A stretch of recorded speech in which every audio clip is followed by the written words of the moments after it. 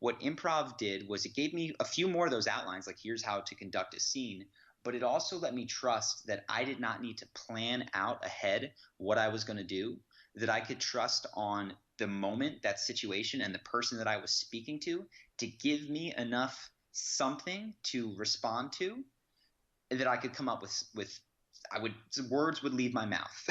Whether they were funny or not would be up to the audience.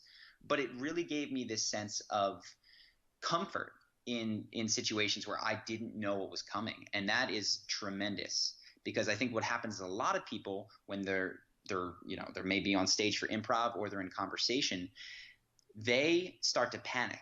And what they do is they go internal and they start rehearsing what they're going to say, and they lose track of the conversation and the fact that it has moved on beyond where they were going to jump in. And all of a sudden they're behind and they can't fit, and now they have nothing to say. Versus what improv really helps you do is stay in the moment and respond spontaneously. And then it teaches you how to be funny while you do that, which is incredible. So it's a skill that is fantastic for all kinds of conversation. I feel like it's helped me in any interpersonal aspect of my life where I needed to interact with someone. I felt like I could quickly make them laugh, lighten the mood, and then we could go from there.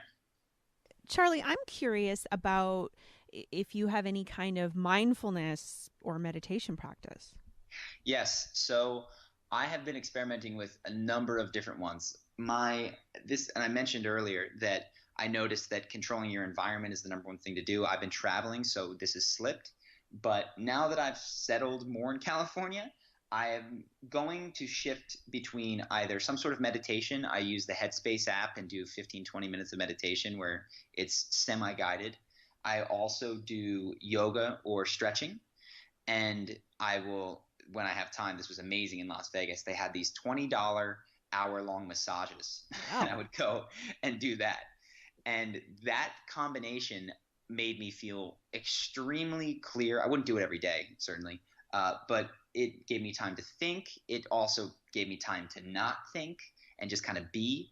And I found that creating that space, whether you surf, whether you take walks or get massages or meditate, is one of the most underrated, underappreciated things that someone can do to be more productive and happy. For me, the answer is not spend more time working or more time trying to make friends or more time writing scripts for videos. It's less time on that and more time just letting your brain recuperate, recover, and be creative in a non-pressure situation. That's where the good things come at this point in my life. Beautiful. Thank you. And when you talk about your environment, I'm wondering about the space where you live, because when you're doing videos, you've done some videos in a bedroom where you were staying. So what do you do to visually control your environment so that you're feeling your best? This is a great question, and the answer is recently very little. So I was in an Airbnb, which is why I was shooting my videos in a bedroom, and then I spent the last 2 months. I've hardly been anywhere for more than 5 or 6 days, so I've had limited control over my environment. But in terms of the things that I am excited to get back to, it's control over the lighting, meaning I will spend the money to get nice lamps that add a lot of light or have windows that I can keep open during the day and closed at night. Like making sure that I have control over the amount of light in my day is huge. And then the second big thing is that I will prominently have a whiteboard.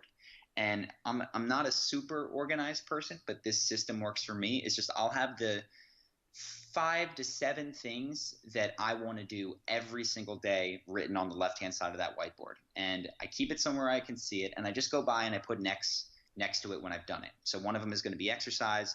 One of them might be call someone that you love. One of them might be spend time working. And that just keeps me, when I'm wandering and I'm prone to just surf the internet or mess around, I'll see that and I'll go, oh, I haven't practiced guitar today. And instead of surfing the internet, I'll go practice guitar. And so that's been a really effective thing for me in terms of making my environment serve me.